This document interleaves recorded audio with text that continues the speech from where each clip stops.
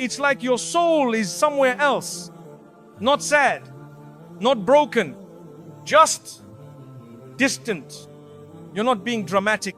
You're not lazy. And you're definitely not weak. That feeling you keep trying to ignore, that ache that comes late at night when the world goes quiet, that sudden wave of emptiness that you can't explain to anyone. It's not confusion. It's not mental exhaustion. It's a message that your soul is whispering on behalf of its creator. Because when your life starts to look the same, but feel heavier, it means something inside you has changed. It means Allah is gently showing you that you're no longer meant to stay where you are. You see, we build our lives like houses, brick by brick, routine by routine. We find comfort in familiar things, the same people, the same goals, the same habits. But one day, the house that once felt safe starts to feel like a cage. And that's the moment. The moment Allah begins to speak through stillness. It's not loud. It's not dramatic. It's not even obvious. It's a subtle disconnection. A whisper that says, this version of your life was good for who you were, but not for who I'm turning you into. Because here's what most people don't realize. Growth doesn't always start with motivation. Sometimes it starts with discomfort. Allah won't always pull you out of a place by force. Sometimes He lets your heart grow restless. He lets your chest feel tight in places where you used to feel peace. He lets conversations feel shallow. He lets you wake up feeling like something is missing even if everything around you looks fine. Why? Because He knows if you're too comfortable, you'll never move. So He removes the comfort and replaces it with spiritual tension.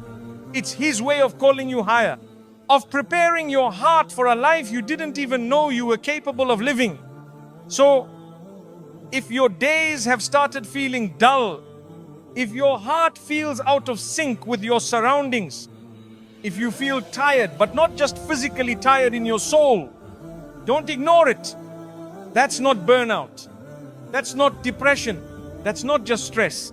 That's a sacred signal, a divine invitation, a message from Allah that He's calling you out of who you were and guiding you toward who He created you to be. Allah doesn't wait for you to collapse before He sends you signs. He starts speaking the moment you're still enough to notice what no one else sees. And that quiet ache in your chest, that discomfort you feel in your spirit, it's not weakness. It's the soul saying, I'm ready to grow, but I can't do it here. Not in this environment, not in this mindset, not with this routine. It's not a breakdown. It's a spiritual breakthrough. You're not being broken. You're being rewritten. And Allah is the one guiding that shift. So take a breath, pause, reflect.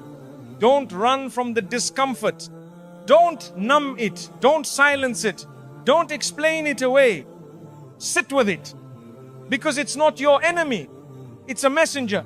And the message is this: you've outgrown this level of your life. I have more for you. But you must listen with your soul. And the moment you start to listen is the moment your real journey begins. The one you thought was your answer was just Allah's way of awakening you. You thought they were the answer, the gift, the one who would finally bring peace to your heart. You made dua and they entered your life. You smiled more. You felt seen. You thought, this is it. This is what I was waiting for. Everything about them felt like a blessing until it didn't. Until things started to shift. Their tone changed. Their presence faded. And the one who felt like a dream slowly became your deepest pain. You asked yourself, what happened? How could Allah give me something so beautiful and then take it away? But my beloved, what if they weren't the destination at all? What if they were just the awakening?